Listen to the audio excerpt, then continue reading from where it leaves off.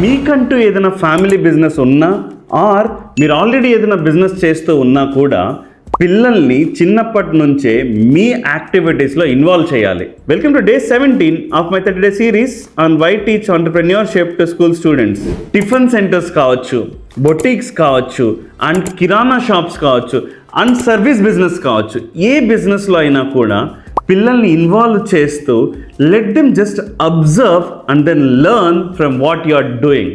మీరు గుజరాత్ స్టేట్ని అబ్జర్వ్ చేస్తే అక్కడున్న పేరెంట్స్ అందరూ పిల్లలు బిజినెస్ చేసి సొంతంగా నిలబడాలని మాత్రమే చూస్తారు. కానీ ఇక్కడ most of the parents we aim children to do a government job.